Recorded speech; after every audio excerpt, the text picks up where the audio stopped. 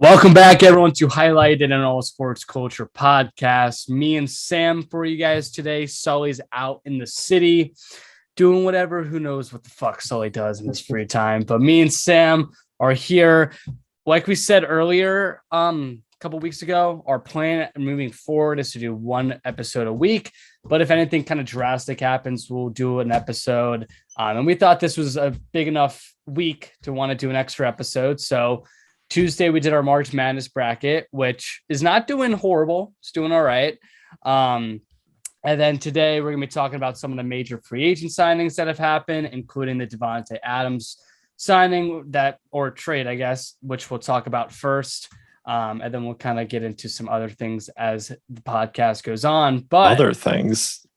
Well, we got Deshaun and the Browns. The biggest quarterback move of the offseason just happened. Yeah, got Deshaun and the Browns. And then we'll talk about that whole saga too, because how that went down was so weird. Yeah. But I will ask, Kurt, before we talk football, how's March Madness going for you? March Madness is great. Only have to eat one nugget as of now in the ASC challenge. Second place? Second place. We'll see if I can keep it up. I had a lot of good calls. So I had New Mexico State over UConn, which I was happy about. Like Michigan over Colorado State, Iowa State over LSU, a lot of those. And I'm mad because I had Chattanooga over Illinois, and Chattanooga was winning the game all up until the 20-second mark, and Illinois came back. So whatever, though, I'm banking on Kansas to beat Creighton right now as we're recording. So who knows if that happens, but all right.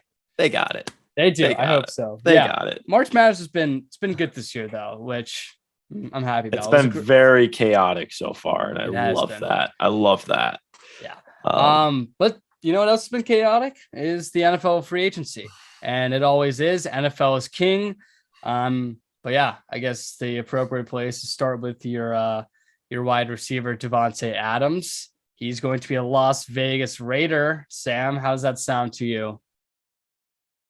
Good. You happy? I know this is a podcast platform, but I'm not speaking any words because I don't deserve to speak any words.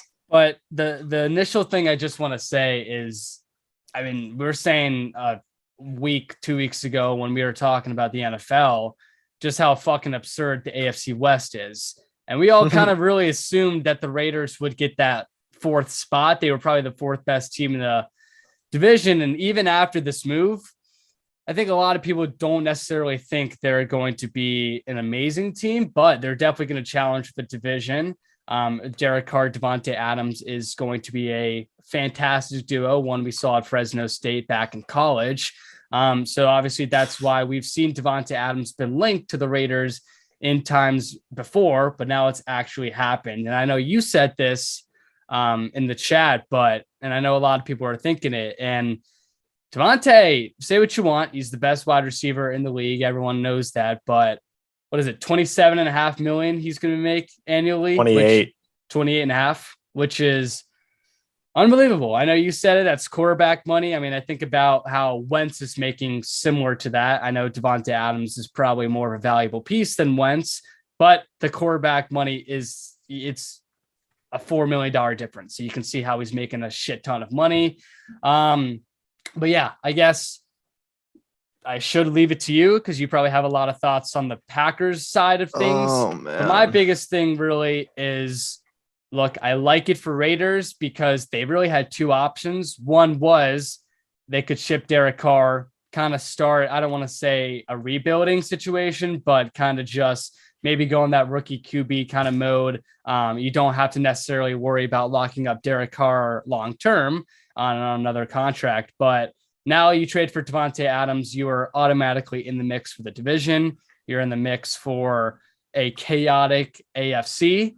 And this Raiders team, I think Rappaport said this, but now the Raiders' number one priority is to be locking up Derek Carr for the next couple of years.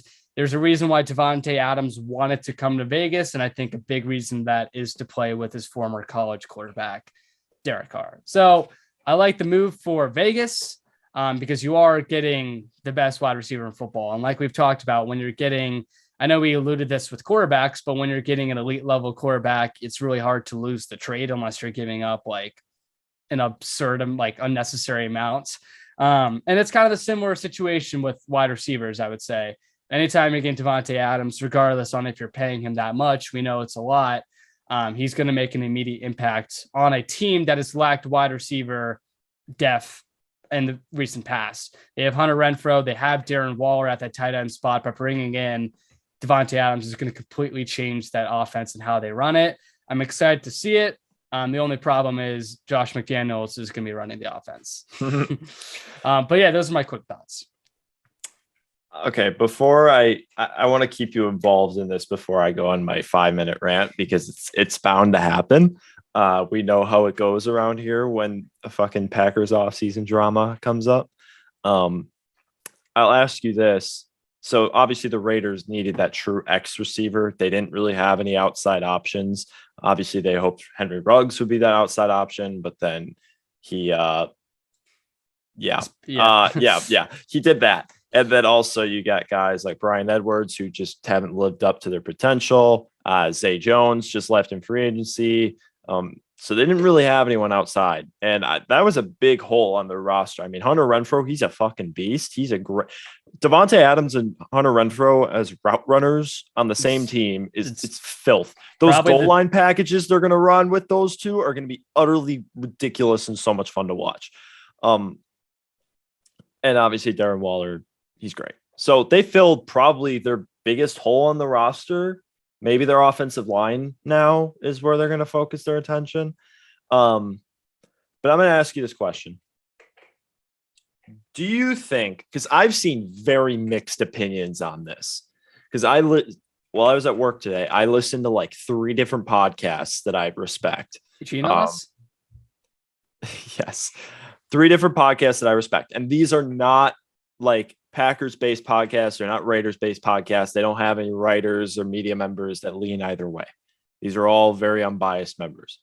So 2 of them said, or one podcast said they hated it for both teams. One podcast said that they loved it for the Raiders, but thought the Packers got cheated.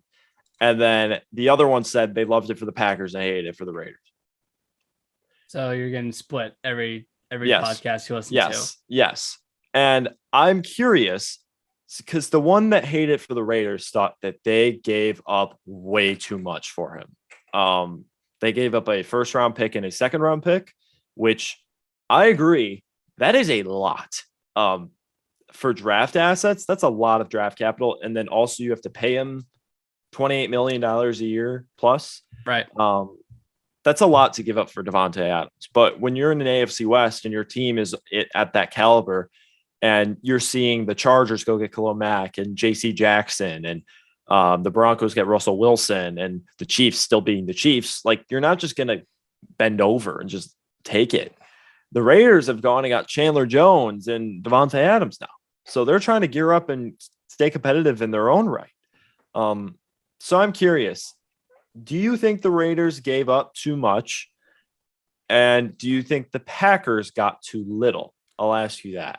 I feel like it's fine, fair compensation on both sides. I hate to use it's funny because I see so many people on Twitter and they're like, oh, well, don't forget that Jamal Adams went for more compensation than Davante Adams, but the situations are definitely different and people can use that argument as a way of the Packers didn't get enough compensation back.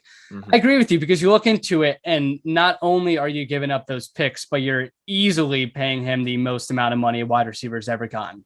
Like we said, it's close to quarterback money and he's going to make up a huge chunk of your salary. And especially given the fact that in the next however many months, years, etc., you're going to have to worry about Derek Carr and you're going to have to get that situated as well. And how much is Derek Carr going to want? I mean, I think we're both expecting it to be in the upper 30s, maybe 40s. He's going to want a shit ton of money, Derek Carr. And it's deservingly so because he's been really solid for the Raiders over the last couple of years. So yeah, I like I said, I think Green Bay, a lot of people at first was like, that's a fleece. It's really not, if you really think about it. Green Bay, I'm happy because then again, I know people are upset with Green Bay. And my biggest thing was, Aaron Rodgers, you were so worried about that. And it's almost just seeming like without Davante Adams, it kind of just messes up what we were expecting with this Packers team going on for the future. Like we were so like we said after this year, we were like, this may be the last year with Aaron Rodgers because of what happened in the offseason last year, the whole weird situation. And it almost in a sense felt like a one last ride kind of deal. But then how things changed, like you said, he was more, Aaron Rodgers was happier with the direction the organization was going. You see that he's willing to return to Green Bay. He does. And you even said it. It's like now, and everyone thought their number one priority was to get Davante back. It seemed like maybe he was going to be on a tag, but even that, you want to make sure he's here long-term, because any sense when you have Aaron Rodgers and Davante Adams on a team, similar to kind of what I was saying with Vegas, when you have Davante Adams on a team, you're always going to be in a title contender type of situation. I wouldn't say Vegas is a title contender, but they're definitely up there to be a really solid team in the AFC now that you have the best wide receiver in the NFL. So look, it's weird for Green Bay's standpoint because I mean, you guys have no one as weapons as of now. And obviously you look at, you see the biggest one is probably going through the draft. I know you really want Chris Olave. And if you can get a really solid, because this is one of the best draft class we've seen from a wide receiver standpoint, Chris Olave, Garrett Wilson, Jameson Williams, Drake London. There's so many names that you could go out for. And even if you don't nail on a guy first round, even though I think that's the goal for Green Bay, you can still find a lot of talent there in the second, third, fourth round to where they can maybe not be that number one. And obviously you have the production that Davante did, but it's still going to have an impact on a really bad wide receiver room. So that's my biggest concern with Green Bay is you have an Aaron Rodgers that who knows how much time is going to be left. And now that he lost to Davante Adams, who he obviously and rightfully so heavily relied on, but we know Aaron Rodgers in the past, he has done it with way less talent and he's going to be a really solid quarterback. So I'm not necessarily worried about that, but it just was weird. If you get what I'm saying, like it seemed like the goal was to go with Davante for the next couple of years. And now it just happened all so fast. As for Vegas though, that's the thing. You really had two options if you're Vegas. It's you can either own up to what's happening in your own division and not back down, or you could go down the route of, okay, Derek Carr, we love you, but we don't want to pay you. We're just going to kind of go in a new direction and accept that we aren't going to be able to compete in this division. But with the Raiders being able to hang on to that, what was it? The 5 seed last year they got in the AFC playoffs. Like if you think about it, I know the AFC drastically changed. The Chargers probably got better than Vegas, but you were the 5th best team in the AFC last year. Bringing in a Davante Adams, like you said, bringing in a Chandler Jones, they've made aggressive moves. I know we have our thoughts about Josh McDaniels, but maybe he can bring a spark to this Raiders offense. Who knows what happens if you're Vegas? I mean, it's such a competitive division to where Russell Wilson and the Broncos could be worse than we think. The Chargers don't live up to their expectations. You're right there with the Chiefs, probably not going to win the division, but you're right there competing. So I like that they kind of were aggressive and not backing down from the AFC West competition and the AFC as a whole, to be honest.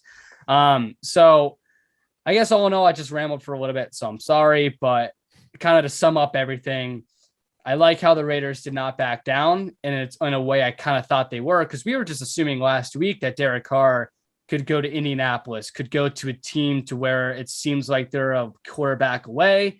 But now he's on a team that he's wanted to be a part of his whole career, and he's publicly stated that. You bring in a Davante Adams, it's going to be interesting. And then now for Green Bay, I'm not necessarily worried because the whole situation you could probably elaborate it on with Davante was weird because he got the tag. The tag was pretty much inevitable it was always going to be him playing on it. Like you said, the goal was to work out a long-term deal.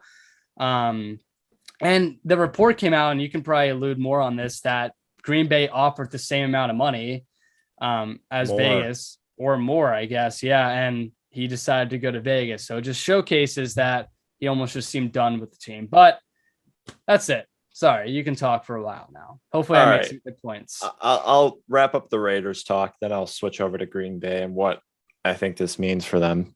For the Raiders, I kind of touched on it a little bit already, but this division, the AFC West, it's not going to be easy, obviously. We're going to talk about the AFC North as well in a couple of minutes, because that division is also gearing up to be a tight one. But the AFC West, like if you have a situation, that division is going to come down to luck, basically. If you can stay have, healthy. yeah, and last year, like Mahomes went on that really cold stretch at the start of the year. I highly doubt if a team in that division goes on a stretch like that, they're not going to win the division. There's just no way. The Chiefs just got lucky because the other teams in that division had their low points and during the season. So that worked out in their favor. So that division is going to be a tight race. And I'm of the opinion that if you're getting a premier player, you win the trade pretty much. For the Raiders, yeah, I'm not really going to say they won the trade because I hate doing that. But if you're trading for a premier player and you manage to get that premier player, it's usually worth doing. And I personally think Davante Adams is game. He's almost 30 years old. He's going to turn 30 this upcoming season. And they're paying him this big contract. I think his game's going to age really well. So I don't really think that contract is like bad in terms of long term. I don't think it's a bad idea. I think it's worth it. I mean, I was perfectly okay with Green Bay paying him that personally. So I don't know why I wouldn't be okay with Vegas. That'd just be hypocritical of me. Yeah. So I think it's fine. I think they did give up a lot for him. I agree with that. I think they did, but I think it's worth it in that sense. So that AFC West is going to be crazy. And what makes it even crazier, Davante Adams wanted to leave, which is the weirdest part of this whole situation because we all were so focused on this Aaron Rodgers saga that we didn't really realize also that Davante Adams had a very big beef with the organization as well. If you remember back to training camp last year, he cut off contract negotiation talks with Green Bay. And he was very frustrated with the team. And that kind of laid the foundation for the signs that this trade was going to come. And obviously that they didn't want to meet the price that he got this past week. Maybe if they offer him this contract in training camp, we avoid all of this. Honestly, I think they do. But I think Green Bay was trying. They didn't know what was going on with Aaron Rodgers. They were pretty sure that he probably was going to leave after a year because at that point, Rodgers and the GM still were in a bad place. They really weren't confident in anybody staying past one more year. So I don't blame them for not offering him $28 million a year at that time because they were trying to reason with the Hopkins contract, which completely threw the receiver market out of flux. And I understand why Green Bay didn't pay him that money at that time. I get it. But then when you get Aaron Rodgers back, that basically goes, okay, now we can pay him that contract because we're going all in and our cap books are already fucked. If you guys saw the Aaron Rodgers contract, they have like a $70 million dead cap hit if he retires in like 2024. Their cap books are fucked, basically. They are going full Saints and they are going all in. That's what they're doing. And obviously they're like, okay, now we can pay Davante Adams. I don't know if Davante Adams was very happy with that because obviously he turned down the money. And I think he just felt like he was the second option in this whole situation. And obviously you want to keep Aaron and Davante together, but you want to prioritize your 4-time MVP quarterback, who's one of the greatest of all time. And obviously the weirdest part too is Aaron Rodgers obviously knew about all this. He knew about this entire situation and still decided to return. That's what I was going to ask you in a little bit, because it's like I saw a report that said Aaron Rodgers knew Davante's intentions over the last couple of days. Mm-hmm. And obviously, I think it kind of goes further back with the frustration, like you showed, training camp before the year. Davante has been upset with the organization. So in my opinion, if Rodgers knows Davante's frustration, do you think he truly didn't know about his future when he signed the contract a week or so ago, but you think he knew every bit that he wanted to leave and was probably going to? I think he knew. They're such good friends. He knew all about Tay's contract situation with Green Bay. I'm sure Green Bay kept him in the loop on everything during this entire process. And I think that's what he's wanted this entire time, is just to be kept in the loop and have his opinion respected by the organization, which he hasn't had before until these recent years. Recent year, should I say.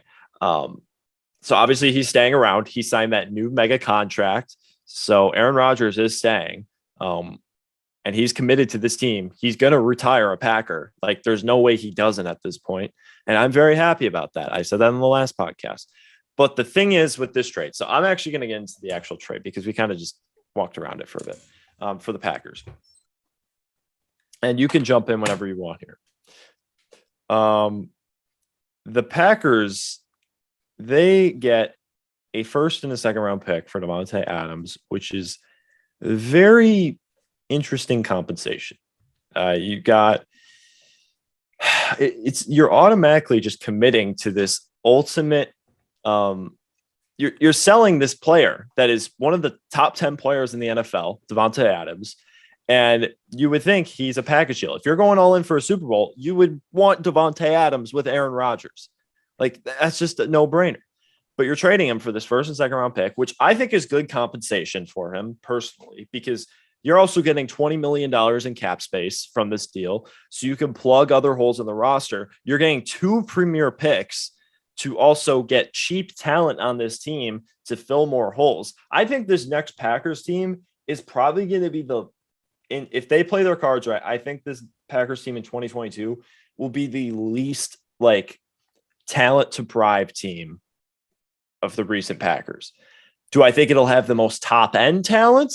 No. But I think it'll have a good unit, similar to just a fully good, because they have these 4 premier picks, which, by the way, they're not trading these picks. They need players on cheap contracts that are good. They need them badly. So they are using these 4 picks in the top 50 something, top 60 picks. So this first round pick that they're getting, pick 22, like I said, I've said this for the past 2 years. Chris Olave has been my freaking draft crush since day one. Make him a Green Bay Packer, please. But they also have this cap space now. They already signed Rasul Douglas back, which they weren't going to re-sign him if Davante Adams was staying around. So now that Davante's gone, they re-signed him, which keeps that corner room together, and that corner room is going to be really freaking good because Jair is going to be back, who's second best corner in the NFL. And obviously Eric Stokes looked good. And you got this cap space to sign, let's say, a veteran receiver. I don't know, Julio or Odell. Who knows what they're going to do? They could sign Marquez Valdez-Scantling back. Who really knows? But I want to see, before I really give my opinion on how they change this roster up, I want to see how they use this cap space, because it's one thing just to bring back your players, but it's a completely other thing to add new pieces. Because I'll ask you this. If Green Bay, let's just say they don't re-sign Douglas, they don't re-sign Valdez-Scantling, they just get Davante Adams back, and then they do the draft without these 2 extra picks. They just go in this draft again, and they just have the team that we thought they were going to have with Adams, Lazard, Cobb, all that. Are you feeling really confident about them winning a Super Bowl? No. Okay. Gotta be honest, though. I don't feel confident about them winning Super Bowl now. I agree. But do you think it is better? This is the question that's at hand. Do you think it's better to change up what they've been doing? Because they could make this defense elite, because they've maintained this defense, because their defense was the only thing that worked for them in that playoff game. And when the Packers offense is at its best, it is when they are spreading the ball around. In 2020, that is what they did. They spread that ball around so much, like butter. It was all over that piece of bread. Aaron Rodgers was giving that ball to everyone. And that is when that Packers offense was flourishing. This past year, they got rid of all their motion looks that they were doing in 2020. They went way down to, Aaron just got really narrow visioned a lot with Davante. We saw it in that playoff game, and their offense stalled because they got predictable. The Packers offense is at its best when it has a spread option. So would a receiving core of a lot of pretty good receivers be better than just one elite receiver and a bunch of ends? That's kind of an interesting question. It is. No, it is. I'm kind and of. It's interesting to see if them changing it up gives them a different look, and they look a lot better. Because I'll ask you, if let's say they sign Julio, they draft Chris Olave. Okay, let's say that's and they bring back MVS. Let's say that's their receiving core. I don't know how you feel. It's not bad. It's not great. It's not great. But obviously, we weren't saying it was a great receiving core outside of Davante. But he just made so. I know it's such a tough situation. My thing is, like I said, it just felt weird that with such a short span of having Rodgers, that they're just willing. I like you said, I get it because they're willing to just do whatever they can to try and get a ring with him, because who knows what happens next. But it almost just seemed like they were like a package deal, and it just seemed like they were going to go to the end with it until Rodgers' retirement. So like you said, maybe it's good because we have not seen any Super Bowl success with them two on the field. But like you said, it all really depends on what they do in free agency. Hey, I mean, Aaron Rodgers won a playoff game with Jeff Janis and Jared Abadaris as his receivers. Yeah. He beat Washington, and he damn near beat Arizona in that playoff game. Yeah. But then they went to overtime. Larry Fitzgerald happened. That was a tough season. We know what Aaron Rodgers can be. I really want to see how they use this cap space. I want to see how they use it, and I want to see who they're drafting, because I think they're going to pick immediate help players like they did last year. And I don't know, man. It's just it's very, very, very weird of a situation. And there was one last point that I wanted to bring up that I can't think of right now. But it completely changes the outlook of this team, because you were going this year thinking, oh, there's going to be the same Packers. Well, now they're going to be completely different. I mean, I have a stat for you. How much in 2021, how much of the Packers' targets on offense do you think went to Davante Adams?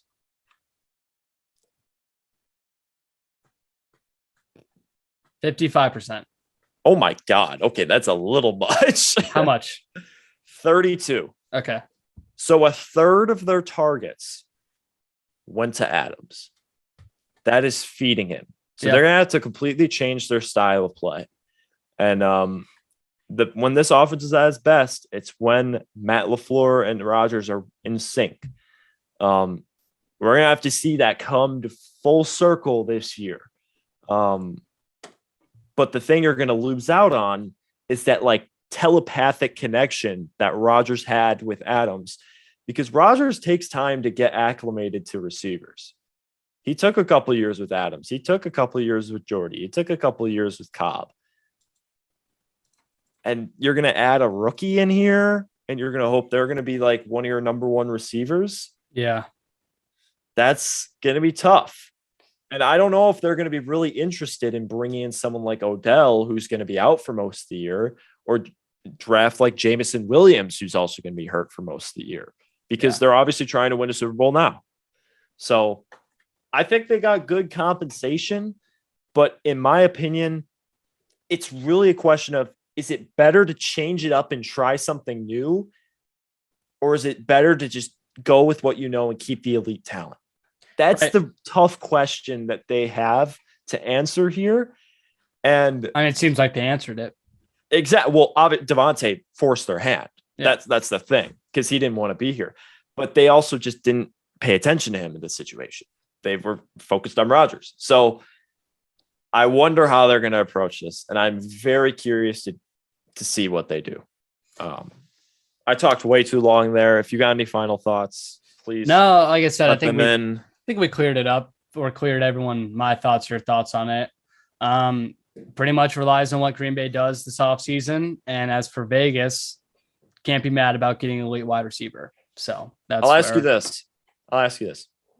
Vegas. Okay. First, Packers still the favorite in the division. Yeah. Where'd you rank them in the NFC? Let me pull up NFC standings really quick so I get an idea. All right. So I'm comfortable putting them third. All right. Or fourth. Third or fourth. So there's why am I on AFC? Okay. Got the Rams. Got the Rams. Which are better. The Bucks, which I think are better. The NFC is really not good. Yeah. We thought Deshaun was going there and that would change things, but that didn't happen. Yeah. So, no, I agree. And yeah, I would. And then it's like San Francisco. And then that's it. Like, right. But how it depends how much you think Trey Lance is going to be, how good you think he's going to be. No, exactly. Exactly. Or if you're Sully, if Jimmy G is going to be their quarterback again. Which and then I don't know why I think that. My other question is, if you had to bet money, where are the Raiders finishing in the AFC West? I would say they've had a good offseason. I'm going to go third. Ooh, who's last? Denver? I kind of think Denver. Ooh,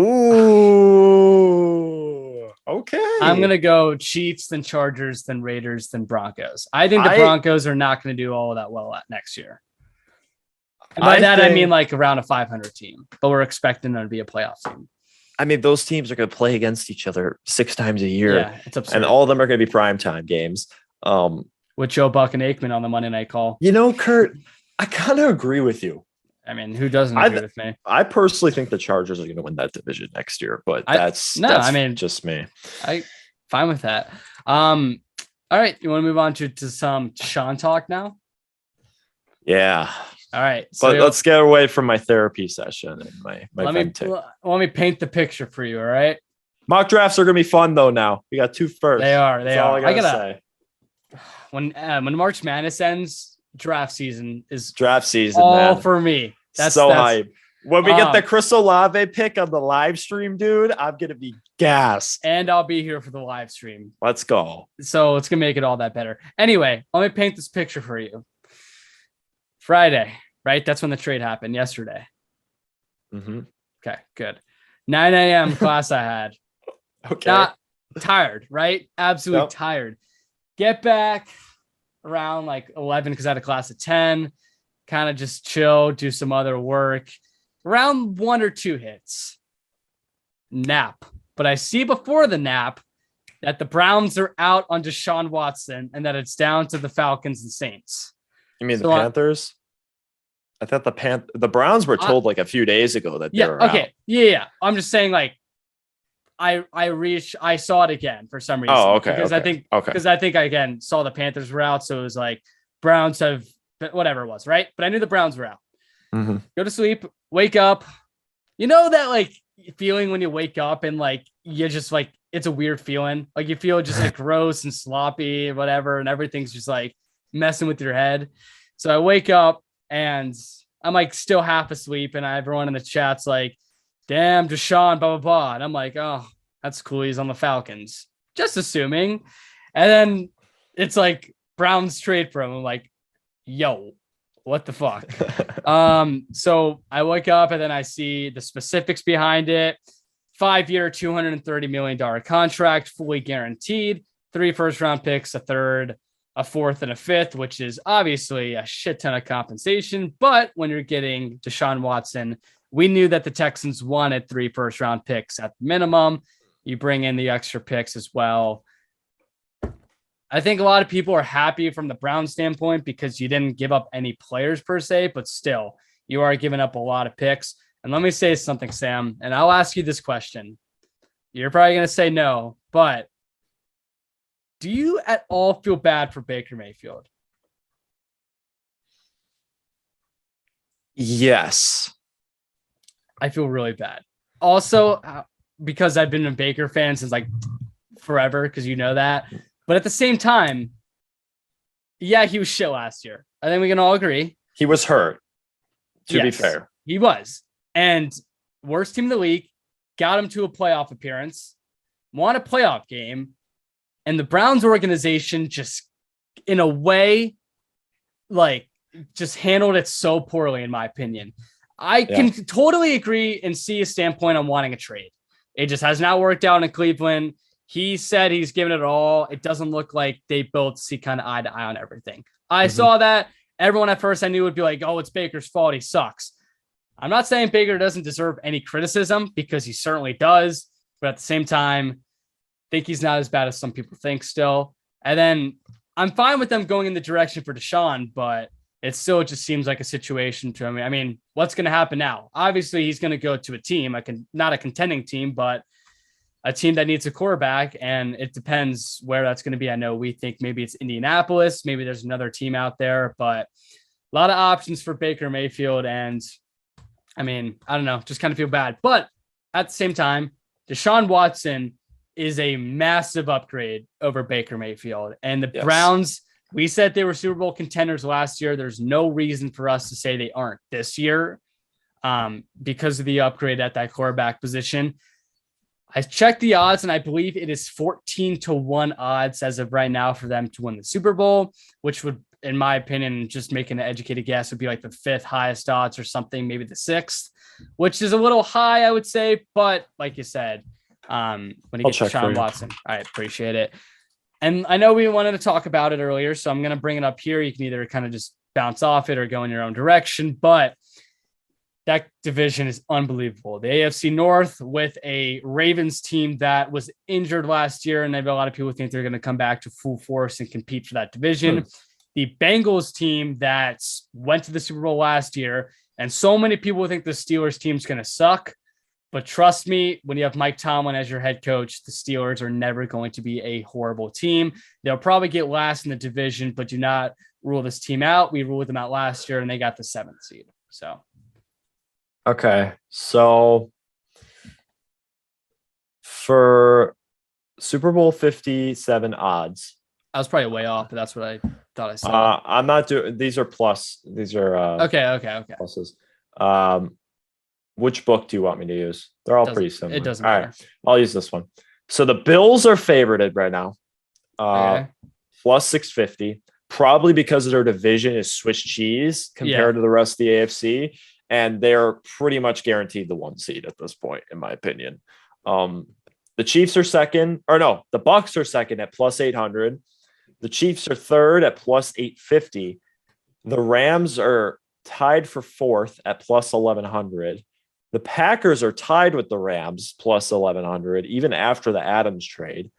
The Niners are next at plus 1400, and then it's the Browns at plus 1600. And the Chargers and the Cowboys, and then the Broncos are tied with the Niners, by the way. All right, so 16-1. I said they're 17-1. They're like tied for 7th. Okay, they're like 7th-ish. I wasn't that off. I wasn't that far off. They're in the top 10 essentially. Yeah, and the biggest thing about it is Deshaun is getting a fully guaranteed contract, which is unbelievable. Did you see the base salary thing they did with his contract? I did not. So with this new contract that they signed him to, he made it so the Browns, how they structured the first year of the deal, he has a base salary of $1 million only, but the rest of his salary is from signing bonus. And if you guys know how the NFL works, is if a player gets suspended, the percentage that they are fined is from their base salary. So Deshaun is only going to get fined from his $1 million base salary if he gets suspended this year. And then he gets to keep the rest of that money because they made it all signing bonus. I don't want to say that's a fucking bullshit thing that happened, because it is. I think it's fucking stupid that could happen. And I don't want to get into any of the we'll keep it football here. But yeah, like that's crazy. And I'll say that's smart on his half. Like that's a smart move. Yeah, for sure. But it's also really shitty at the same time. But yeah, continue about the Browns. Sorry. No, I don't really have much else to say. It's just Deshaun obviously makes them a contender. They're going to be everywhere as close to the Super Bowl as possible. To piggyback off that, I think a suspension is coming. With the AFC being the way that it is, I mean, we put out that post. There's like 12, 13 teams in the AFC that can make the playoffs. Yeah. If a suspension is like pretty notable, how are you feeling about the Browns? Well, like, yeah, because let's say then? hypothetically it's 8-game suspension. Half the year. That's half the year. And that's where the situation goes into Jacoby Brissett, baby. It's gonna be Jacoby to Brissett. And that's not good. That's horrible. So it all depends on the last half of the season or whatever, however many, whatever it is, right? But I mean, what else can we say? You got a shit ton of money. He's back. Yeah. It's just weird that it's the Browns. Never would have thought that. And especially like you said, with an AFC that's just so loaded, you would have thought that he would have gone to the Falcons or Saints. And with a Tampa Bay team that now we know brings back Tom Brady. But at the time, didn't really know how they'd be. And now, I mean, they could, with Deshaun, with the Saints or Falcons, they can easily compete for that division. So it's nuts that I thought he was going to Atlanta. Me too. Yeah. He requested Atlanta get in the sweepstakes. Atlanta apparently gave him a really good meeting. He's from the area. He was a ball boy there. I mean, everything just seemed like he wanted to go to Atlanta.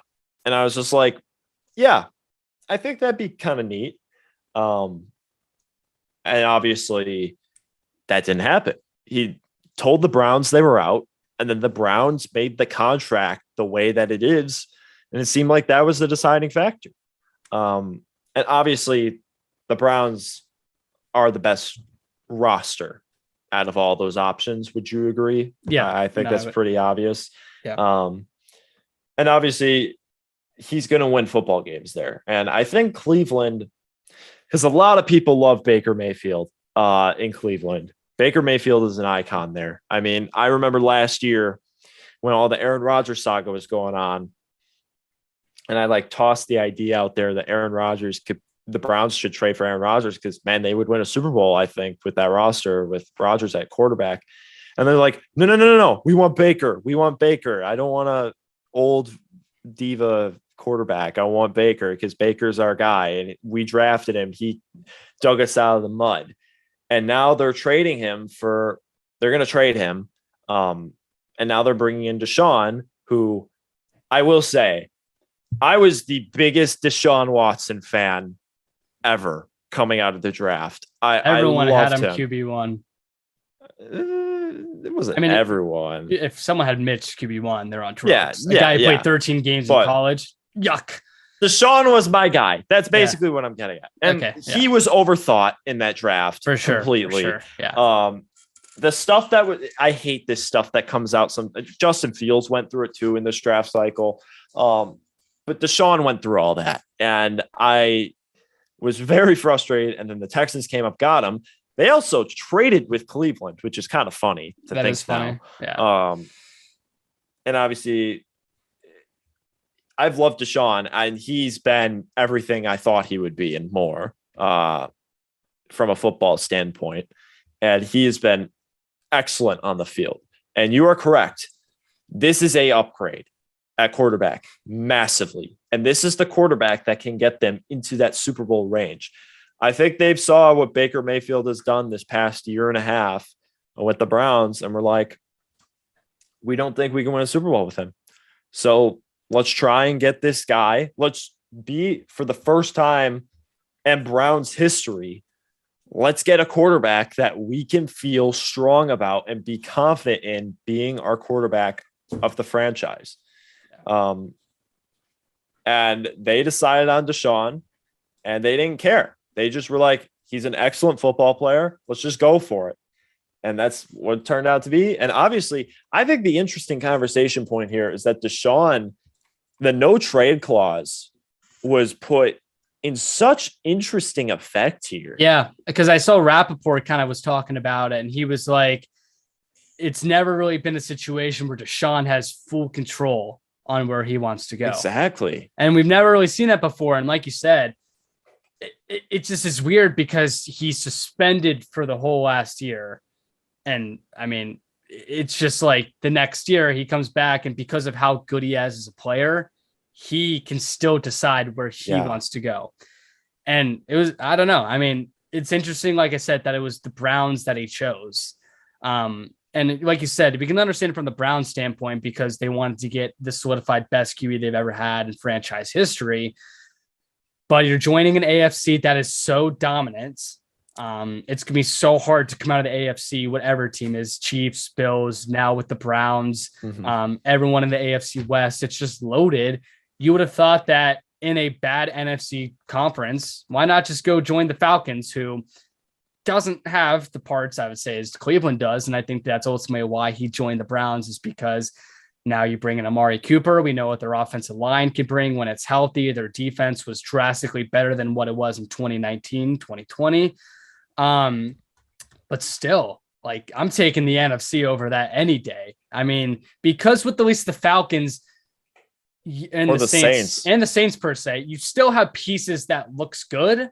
Especially the Saints. Obviously, their offensive line's been probably the best, or if not one of the best, for so many years now. The defense is really solid as well. And for the Falcons, started off really bad, still came and was competitive down the stretch. So it's weird that he chose the Browns. And like I said, it was a weird situation that he got to pick where he wanted to go, because we've never seen an instance like this before.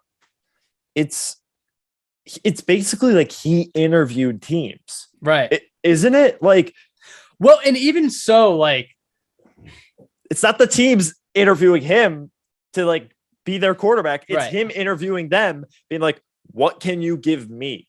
Not what can I give you? You know what I can give you. Exactly. So what can you give me? And then the Browns were like, we'll give you a fully fucking guaranteed contract with this insane structure and this roster. Yeah. And we're not going to trade any of these players in this deal. We're just going to trade picks so this roster stays strong. And the Browns, and sorry, but that's the thing, is it's like, it's different if he was a free agent, but he's not at all. And that's why it's weird, because it just felt like he was one. I have to recommend, I know I'm talking about other podcasts. Yeah, no, I only listen to this one. The Athletic Football Show. Absolutely amazing show. Robert Mays, best man on the planet. Just saying that. Besides me. But the Deshaun Watson trade podcast, he didn't do that one. Lindsey Jones did that one. She did a great job on that. There's a portion of that podcast that recollects the entire Deshaun Watson saga and kind of talks about like how this process has been, also with him basically interviewing teams and things of that nature. It's very interesting how this all has played out. Yeah. Because it's been Deshaun, his agent, and his lawyer talking with these teams. So and they're not asking any questions outside of Deshaun. They're just there for Deshaun. Once he got cleared from this lawsuit, he still got civil cases, but he's not going to jail. All the teams were just like, all right, we're going in. We're in. Exactly. It's crazy. They didn't even second guess it. From my understanding, none of the teams talked to any of the accusers in the case, which is very interesting. They're just like, we're going in on Deshaun. And it's kind of crazy. And Deshaun then picks Cleveland.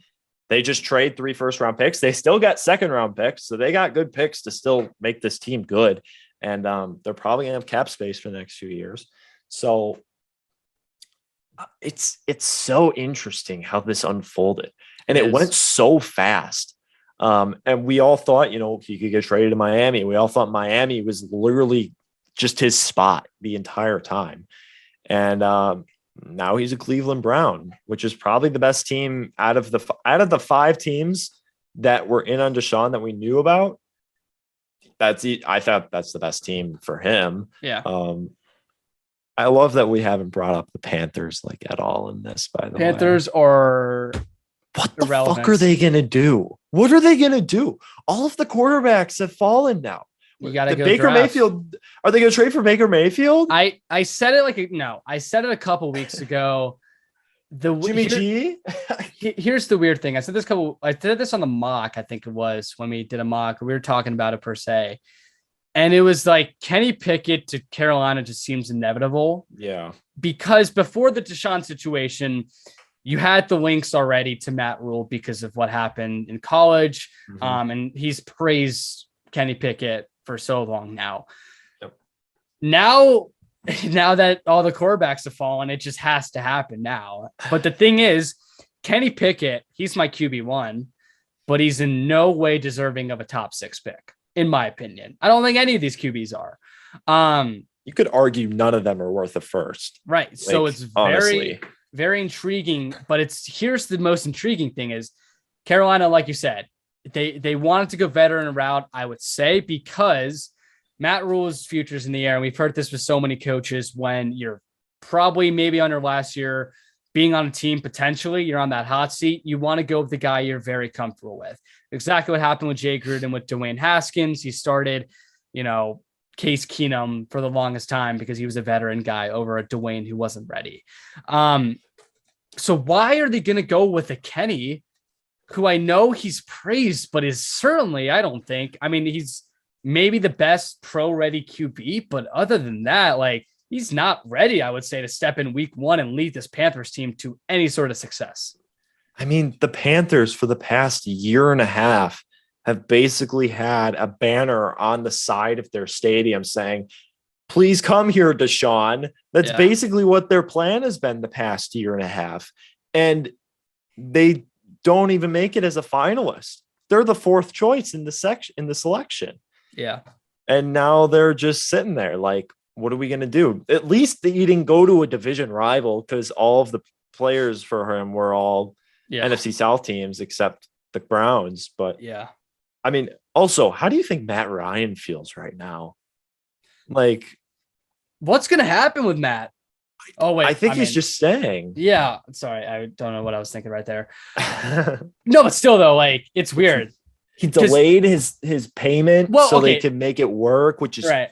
He did not have to do that, at all. Okay, yeah. No, but still, like, I know I just, kind of went blank and thought Deshaun was in the Falcons for a second, but Matt Ryan, the Falcons wanted Deshaun Watson, and they basically were saying to Matt Ryan, we're just going to throw you on the street if we get Deshaun Watson, which, to an extent, we're easily taking Deshaun Watson over Matt Ryan, right? Yes. But like you said, it all happened so fast to where it's like Matt Ryan did so much for Atlanta, and it almost just seemed like, based on what I read, that they were just in a way like, okay, whatever, we're just going to go with Deshaun. Whatever happens with you, it doesn't matter.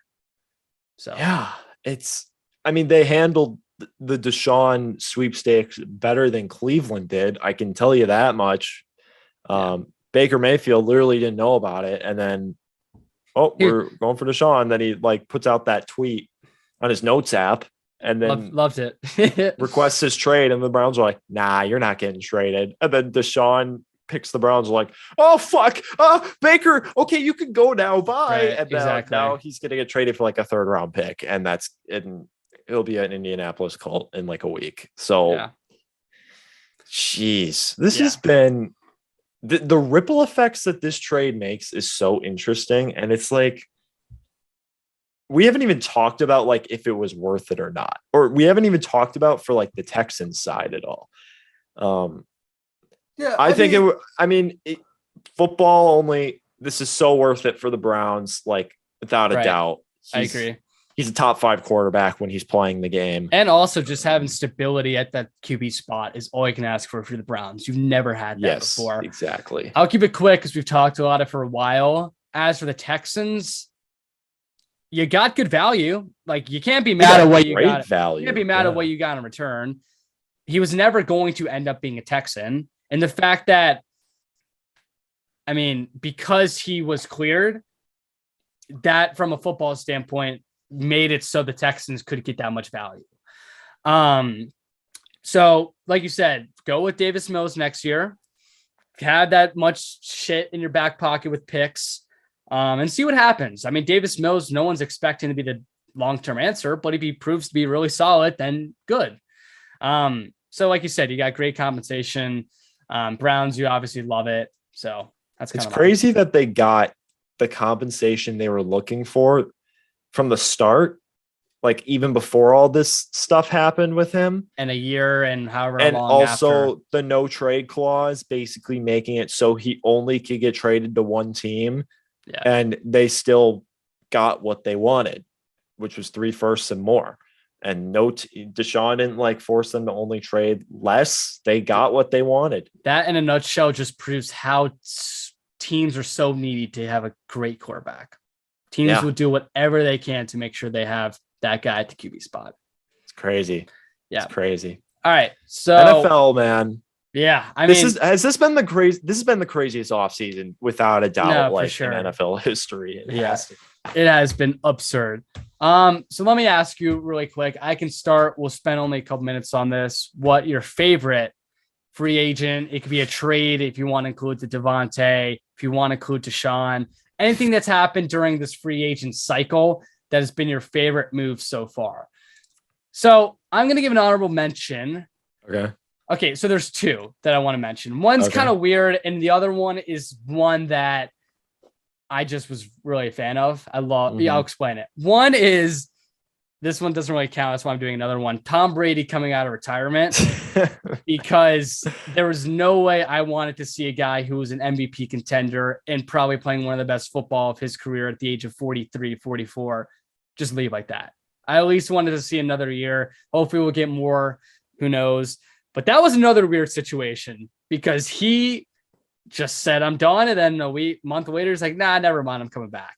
And who knows what happened, if you had conversations with Arians and the whole organization. I'm assuming so. And what was said is unknown. But my real answer is Allen Robinson to the Rams. Ooh, nice. So the reason being, you're going to lose Odell, who's going to go on free agency. Now with this, the unpredictability of Robert Woods. But now you have an Allen Robinson who was so bad last year. I get that. I mean, Chicago utilized him horribly, but the upside's there. We know what he can do healthy. We know what he can do when he's on top of his game. And he's already joining a really solid receiving core and a Super Bowl contender, obviously, in the Los Angeles Rams. I know he's going to go back to his old self. And for a 3-year, $45 million contract, I don't think that's that bad at all. How do you feel about Odell returning, as well as Robert Woods being a trade candidate now? Yeah, I mean, Rams are going to be really solid. I mean, regardless, like I said, because this is all unfolded, Robert Woods, like I just said, is probably going to go somewhere. Robert Woods, we all thought Green Bay. We all thought Robert would be kind of up there with that number 1 spot last year, but the Cooper Kupp takeover was just absurd. Yeah. But he's still a really solid player. So it'll be Rams are still going to be fine. But that's my favorite. Yes. All right. I'll give 2. One of them is going to be the Shaq Mason trade that the Buccaneers made. Okay. That was a steal. Just plain simple. The Patriots just gave him away for nothing. And why did Tampa? Like, I feel I know there's no the correlation there is only Tom Brady, but it just still seems like there's like a little rivalry there. I don't know. Like, they just gave him for a 5th. Yeah. Shaq Mason's one of the best guards in football, and they just gave him up for a 5th. Like, great on Tampa. But for signing, I guess I'll go with, I was going to say Zadarius Smith to the Ravens, because they got him for $9 million a year, which is absurd. But he backed out of that. I'll go with James Daniels to the Steelers. I think that's a great signing. They needed James Daniels, really young, good offensive lineman, played really well for the Bears. I'm shocked the Bears let him go. The Steelers need an offensive line help for Mitch Trubisky, the GOAT, and they signed Daniels. And I thought that was a good move. And also shout out Marcus Williams to the Ravens. I thought that was a great one too. But Kurt, I think there's only one answer for worst free agency move. I think we should just both answer. I think we should just name a team, because I think we both know which team we are going to answer. Who's the team, Sam? Come on. It's the team we all knew it was going to be. The Jacksonville Jaguars. I don't think they're doing. I mean, at least they're making a shit ton of signings. Are they worth it though? I'm not even gonna cap. I thought you were gonna say the Commanders. Nah, what have you done? Like other than Wentz, what have you done? We've done. I don't know. We've done McKissick. Like, dude, McKissick came back. When we got McKissick back, I was so happy. And we're only paying him 3.5 a year. I don't know. It's just the fact that we let Collins. I don't know. I was upset that we let Collins go. I like that we saved the $6 million there. We let Flowers go, who's been solid. Whoever gets Flowers though is getting a really solid guard. I want to point that out. But yeah. So that's your answer for worst? No. I mean, I think it's the Jaguars. Like they signed Christian Kirk to a deal, paying him $20 million a year. Oh, that was absurd. That's easily the worst free agent signing of the offseason because you just saw Chris Godwin and DJ Moore get similar money. Yeah. So even the NFL is like not overreacting to that contract. They're just like, hey, Jacksonville, what are you doing? You guys just suck. Exactly. And they also signed like Fluicon to like $15 million a year, like Evan Ingram. It's just Trevor Lawrence. The Jaguars just spent so much money on their receiving core. They probably have one of the highest paid receiving cores in the NFL, and it's still probably in the bottom 10. No, it's not probably. It's absolutely in the bottom 10 in the NFL. Oh, you got a bad signing or I have a bad signing? Yeah, you're not feeling anything. Let's check. Let's check all the signings that have happened and what I don't like. I was telling you earlier, but I needed to do a better job of. How about the Cowboys not signing Randy Gregory? And letting him just go to Denver for the same money. I love that. Let's think. I wish Sully was here to talk about Tyrod. Me too. This happened a while ago, but Mike Williams making $20 million a year, I thought was a little on the expensive side. But the Chargers are fine. They're going to win a Super Bowl. That's what Chris Godwin got. That's what kind of makes it crazy. Exactly. I don't know. Every team sucks. That's my take. Every team does suck. That is correct. Yeah. Sam, any last words you got? Tom Brady's back. And that still feels like one of the smallest stories of the offseason. That was so weird. I get like bad vibes from that. Why do you just leave and then like 3 weeks later, like never mind? The NFL is going to rig it for the Bucs to win the Super Bowl. We already know that's going to happen. Of course they are. The NFL sucks. That is why March Madness is the king of all sports. Yes. No, I mean, Davante's a Raider, Deshaun's a Brown, and the NFL's king. That's what I have to say. Thank you guys for listening. AFC Podcasts, Highlighted Podcasts. We'll see you guys next week. Who knows what we're going to do then, but until then, we will see you guys later.